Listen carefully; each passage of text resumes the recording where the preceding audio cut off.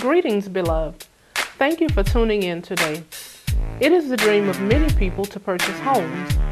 While many people choose to purchase a home that is already built, others may choose to build from the ground up.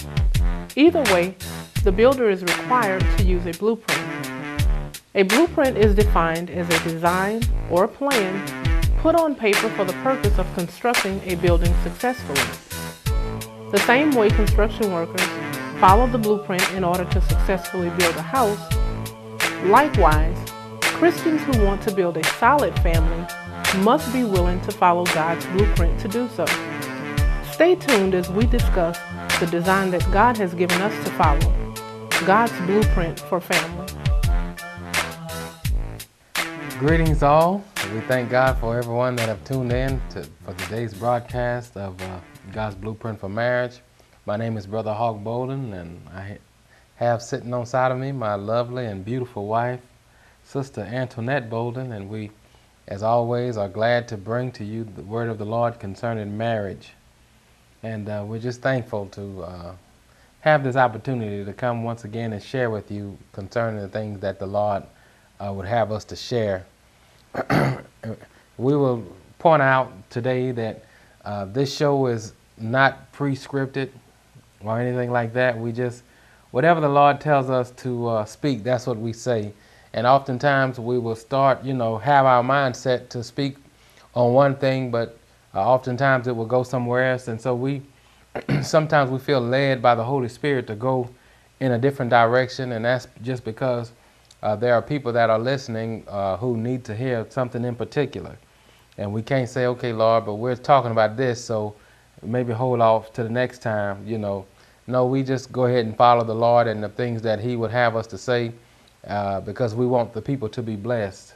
And that's what we're here for, is to yield ourselves as vessels for the Lord to use to bless His people. And so we're just thankful for that opportunity. Amen. And I'll say greetings to everyone as well. And I just want to remind those of you who are tuned in that you don't have to wait until the end of the show if you want to share a comment or if you want to ask a question about something that's being said. At that time, all you have to do is press 1 and we'll buzz you in maybe at the end of a statement or something that we may be talking about. But you don't necessarily have to wait until the end of the show to hold your questions or comments to that time. And we may say that again once or twice throughout the show just to remind everyone of that we really want to hear your comments, and because I believe that when we share with each other that someone else may need to hear something that is shared by another listener or viewer. And even if you're tuned in online, of course you can type your message in the chat room and we'll be able to read that to share it with those who are listening and tuned in as well. Because we just, we know that we can all, as believers, we all have something to offer to the body of Christ, and you just never know how a testimony or a comment or even a question may help someone else. Mm-hmm. And so I just want to encourage everyone to feel free to press 1 anytime and not just at the end of the show. And so this week, this week we will continue our discussion on bouncing back, and we think that's a very important discussion because of of course the idea is that couples will have disagreements, will have arguments or fallouts or whatever you want to call them, and you can resolve the issue of the disagreement, but without resolving the effect of the issue.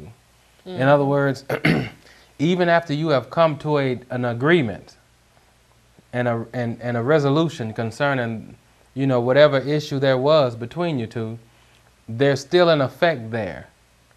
Maybe it has left a bad taste in your mouth. Maybe there's pain there, you see.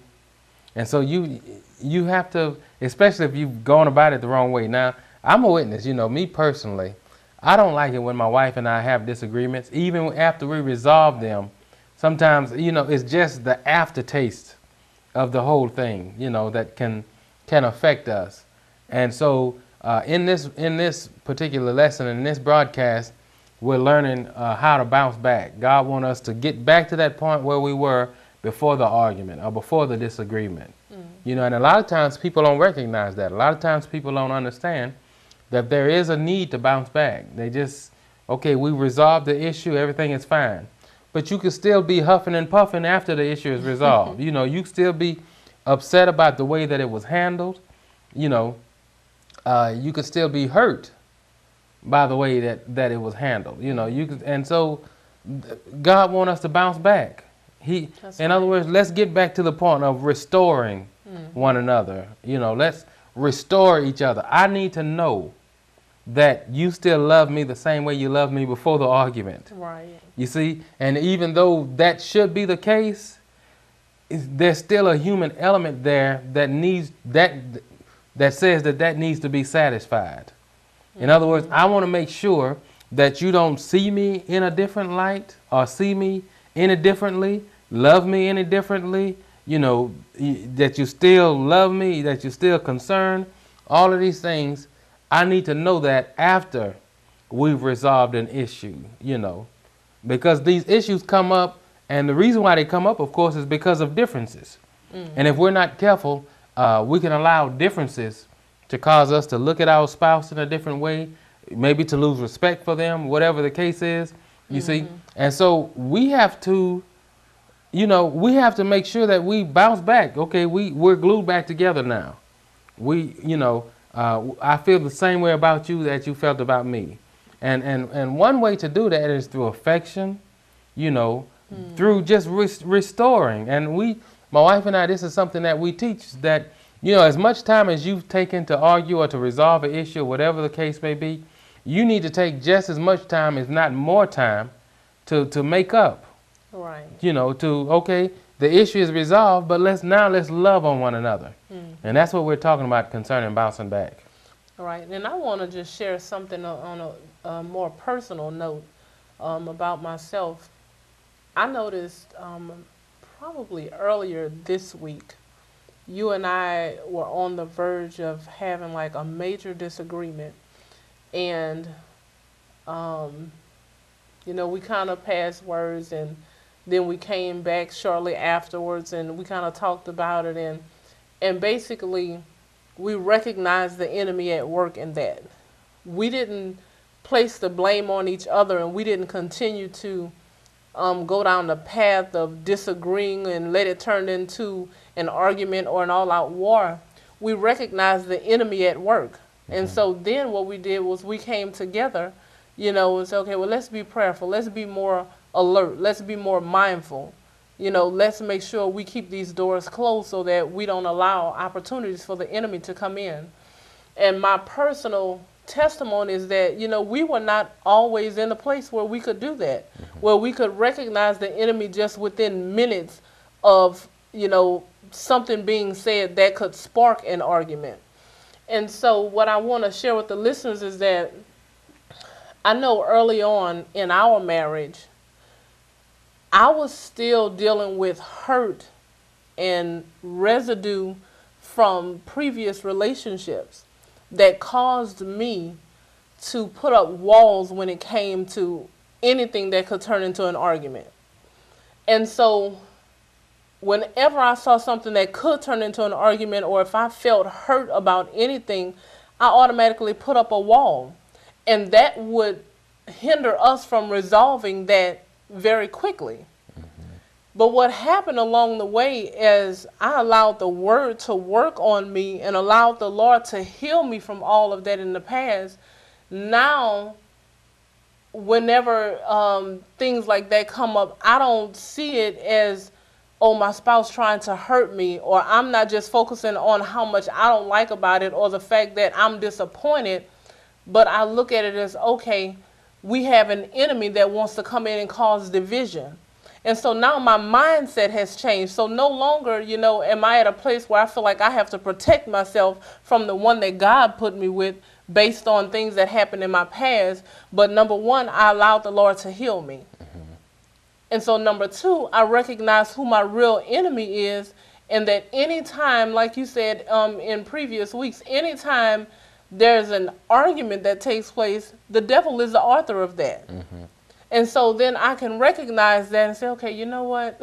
This is just the enemy trying to come in and, cause division and cause confusion, and we're not going to allow that. And so we have to be able to do that. And I know that, in past times we've encouraged people, if you recognize that you've been hurt, it doesn't even have to be from a previous relationship. It can be from past incidents in your current marriage. Mm-hmm. But if you're carrying hurt and disappointment and bitterness, resentment and unforgiveness and all these things that cause you to put up walls when it comes time to resolve things, the first thing you have to do is admit that and allow the Lord to heal you from all of that and let go of those past things if we're going to get to a place where we're bouncing back. Mm-hmm. Because if you don't let go of it, then you'll never be able to get past it. You'll never bounce back. Mm-hmm. Because you're going to always be thinking about something that happened in the past and how you were done wrong, or, whatever the situation is. But that's one of the things that help us to bounce back, and that is allowing the Lord to heal us from that hurt, not depending on our spouse to treat us nice enough or buy us enough things or walk that straight line long enough for us to feel like, oh, I'm not hurt anymore now because I feel like he has paid his debt to me. Mm-hmm. It takes the Lord to heal us from those hurts and from those disappointments, and to help us release that bitterness and that anger and anything else that might come with past situations that have happened. That's right. Because what you'll find yourself in is an ongoing cycle. Mm-hmm. Just like what you said, okay, he's or she has walked the straight line long enough, so now I can let my guards down. Right. And of course, as soon as you think you're letting your guards down, something happens again. Why? Because that's marriage. Mm-hmm. You're gonna, it's gonna just always be something that comes up that you're gonna have to discuss, that you're gonna have to work out. And so, that's kind of hard to do when you have a wall up. That's right. And I remember, in the beginning of our marriage, I would tell you, well, it just seemed like to me you putting the wall up, but you didn't. That wasn't something that you recognized. Right. But to me, it was real, and but I could just tell that there was a wall there, and I couldn't get upset with you about it because I didn't think that you were doing it on purpose. To me, it was just automatic, right. Something that was automatic, and that's something that also that we want the people to understand, that you don't have to say in your mind, I'm putting this wall up. Right. It can just go up. You just go on auto protect mode, you right. see. And, and so you have to recognize that whenever you put that wall up like that, you're canceling out any opportunity that you have to bounce back or to resolve anything for that matter. You see, there's no way you can bounce back when you have a wall up because, there's a wall there. And sometimes people... we know that the enemy causes these things, but we don't help those things whenever we put a wall right. up. Right. We just play right into his hand whenever we do that. We say that the devil causes division, but, of course, if we're putting the wall up, then who's the one that's causing the actual division, you see? Mm-hmm. And so we just have to be watchful and mindful of those things, and really we have to talk things over with our spouse and get an understanding from them of how they're seeing things from their perspective, what their point of view is, and that'll help us all. That I believe that would surely help us in resolving issues and in bouncing back as well, is if we will listen to another perspective. Right. We see things from our own angle, Mm-hmm. And there was a movie, I can't remember the name of the movie, but it was a movie where there was an assassination attempt on the president. And I can't remember the name of the movie, but in this movie, it's showing 4 or 5 different perspectives through the eyes of different people. Mm-hmm. It's showing the same event, but just through the eyes of different people who were there. And so you see all of these stories which are really intertwined, but they're different stories because it's coming from different points of views, even though it's the same. I think it's called Vantage Point. I can't remember now, but anyway, it's the same, time frame, just from different people's perspective of what they saw. and where they went from there, you see, Right. and how they got there in the first place. And so when you saw all of the different points of views, then you can get an idea of what was actually taking place. You see, you couldn't get the whole story just from one person's eye, you know, or another person's ears or whatever. You had to put it all together. All of those stories had to go together Right. for you to get a good overall view. And that's the way it is in marriage. If you're going to truly bounce back to resolve an issue, it's best to get the vantage point of your spouse. Okay, how do you view this? You see what I mean? And a lot of times they can help us if we will allow them to help us. You see. That's right. And then when you find out what your spouse's viewpoint is on something, you might find that the two of you have two totally different viewpoints, even though you may be trying to arrive at the same goal in something, or it's the same situation but two different viewpoints. And so then, you know, the question is, what do we do with two different viewpoints, or how do we handle that? How do we move forward if we have two different viewpoints or two different perspectives on things or two different understandings on things? And one of the things we have to always remember is that, you know, the Lord made men and women differently. He designed us differently. Our thought pattern, our emotions, and all of these things are different. But the point is that we come together and complement each other. You know, we help each other where one spouse may be weak in one area, the other spouse is stronger, and you come together and you have a nice balance of strength there. And so then don't get discouraged because, hey, you know, we think totally different and we act totally different, or we see things totally different, but use it to your advantage to make things better. You know, it kind of presents a challenge to each spouse whenever you're trying to reach one goal, but you have two different perspectives. The challenge is, how do we bring this together to make it work without us falling out?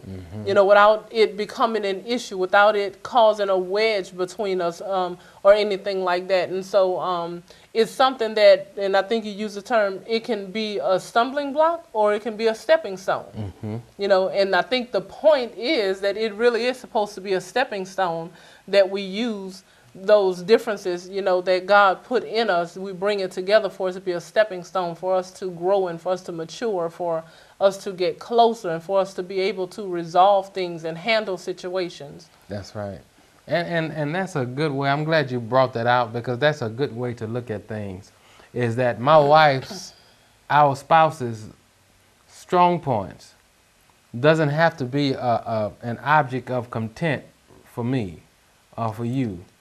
You understand? That doesn't have to be what we bump heads about. Right. Let's just find the proper place for those strong points, so that they can be used in a proper manner. Oftentimes, those differences that God intended to be there to begin with, now we have to say that God intended those differences to be there, and oftentimes those differences causes us to fall out, causes us to bump heads, when really it's supposed to be a workaround. Really, it's supposed to be, okay, that's your strong point, so let's see how this fits into our marriage and into the home and to our family. Let's see how this, instead of trying to make your spouse be exactly like you. Right. You know, that wasn't God's intention. Because if it was, he wouldn't have had to make, there would be no such thing as marriage. You just be married to yourself. You just be you see. But God brought us together in our differences, so that where you're strong at, I may be weak at, you know, where you weak at, I may be strong. And so we use those things for our advantage. There's a story in the Bible, and I can't remember exactly where it is, but where King David, he had a captain that was under him. And this captain was kind of stubborn, you know. Him and David, the Bible made it clear that they really didn't get along. But the day came when David was in a war, was fighting a battle, and this giant was bearing down on him, about to slay David. And this captain, who really didn't get along with him, saved his life. Because of what it was, he was a strong-willed person. and very strong, just like David was. David was strong-willed, you see. But this captain, he was a strong-willed and he was kind of stubborn. But that stubbornness and that strong will is what stood there and fought that giant when David had been knocked down to the ground, you see. And so what shape would have David have been in? What would have happened to David if David said, you know what, we keep bumping heads on different issues. I'm going to get rid of you, and I'm going to get somebody that's just like me that go along with everything I say and all of this other stuff, you see. Right. What would David have been? And oftentimes that's what happens in relationships. People, they want somebody just like them. Well, you just have to be just like me. And if you're not, then we're going to argue. And, we argue more than so many times. I'm going to get rid of you because this isn't just it, When really God wants us to use those differences, for our benefit, for the benefit of the relationship. Right. And if those that are married, if you'll sit down and you'll think about your spouse's strong points and your weaknesses and vice versa, you'll be able to actually gauge, okay, this is how this can work out for us. This is how these differences come into play, right, and how these things can work out. But oftentimes people don't do that, though. Instead of using those differences to strengthen one another, and to be a stronger unit, those differences cause divisions, and it's because we take it there. You see, we take it there. Right. And we have to realize, too, in marriage, we're not coming together with another person, to spend the rest of our lives with that spouse for the purpose of changing them into who we want them to be. I think a part of being in love with somebody is that you love them for who they are. And sure, we all have our shortcomings and we have things, about ourselves that our spouse would love to see changed. But our whole object of being married is not centered around us changing our spouse to make them who we think they should be. What we should do, like you said, is we should try to figure out how can these differences come together. How can we bring them together to make things better? Because when you get into trying to change people, then you're playing God. Yeah. Because really the word of God is the only thing that can bring about change in a person. And so when we want to see something change, of course, we always say the first person we need to talk to the Lord about is ourselves. Because sometimes, and probably more often than not, the response that we get from our spouse is based on something that we're doing. Whether it's negative or positive. It's not always just, oh, that's who they are. But maybe they're responding to something that they perceive us to be doing. And so if we will pray and ask the Lord to change us, then we can expect to see a change take place. That's right. That's right. And, and not only that, but allow your spouse, you should reverence them to the point where they motivate you. You understand what I mean? It's like our differences. My wife and I, we're different in different, ways. But I tell you this sometimes, that you actually motivate me. Sometimes I sit back and I watch what you do and how you do. And it's like, it's a motivation for me, like, okay, I could step it up in this area. Or I can, it's a motivation, And so I don't look at it like, well, and what happens when people don't want to change, and when people are just stuck in their ways and they just feel like they're the pinnacle, well, your spouse don't motivate you. The only way they motivate you is for you to change them or try to get them to be, Right. because you're looking at them from a wrong standpoint to begin with. But I see our differences clearly. And, sometimes, and I don't say it all the time, but quite often I think, man, I could see how I could do better in this area, or I could step up and, more in this area. And those things, that's what those differences are for. Right. To your spouse is supposed to bring you up to another level. And my wife, she don't bear down on me, or she don't say, well, look, I think you should do this more, or I think you need to do that more. She leads by example, I guess you could say. In other words, she's an example. You're an example. Instead of maybe, I don't know, dishes not being washed or something like that, you don't say, well, I think you need to wash the dishes. I'm just using that for an example. You know, you may wash them, and then I'll be thinking, you know what, I could be in there washing them. Or I could do that. You know, you see what I mean? Right. So we're just using that as an example, and that's the way it is. Instead of you sitting back saying, you need to get up and wash those dishes. It's your thing to wash the dishes or whatever. You know, it's like, no, you examine yourself, you do things yourself, you know, and it motivates that spouse if they're paying attention, you know. Right. I totally understand what you're saying, because, you know, I feel the same way, you know, about you. I can relate to what you're saying, that, you know, you sit back and you see a person, or you see your spouse kind of really striving and being consistent in some area, and it makes you want to join them. You know, it makes you want to be a part. Like you said, if you desire to grow and change and be close to that person. Otherwise, if you see them being consistent in something, or, you know, really striving and doing something, then it might cause, I don't know, bitterness. It might cause you to have a negative reaction towards them. You know, if that's the case, if you're not really looking to change, or like you said, if your focus is in the wrong area. You know, if you're more focused on whatever their shortcomings are, what they're doing wrong, and you just refuse to see what they're doing right, then it won't matter to you anyway, because you're looking at them, you know, wrong, you know, in the wrong manner. And so it won't matter. That's right. And see, and this is, you know, when you get to that place, you can really enjoy your marriage more. And most of the time, people don't enjoy their marriages because they have this mental list in their minds, you know. This is my spouse's shortcomings. This is what if they could just do this, I would be happy. If they would just learn to do that, I will be happy. And, you know, let me just say this. Even though, you know, you may see the areas, of course you're going to see areas in your spouse where, okay, they can grow in. Don't focus on that. Focus on what they are doing right, you see? And not only that, focus on yourself. What can I do to make them happy? What can I, you know, what areas am I slacking in that could, you know, really add some spark to this marriage if I would step it up, you see? And oftentimes that's what happens is people, you know, and you've heard me say this before, you have to be on a pedestal somewhere for you to look down on somebody. That's right. You see?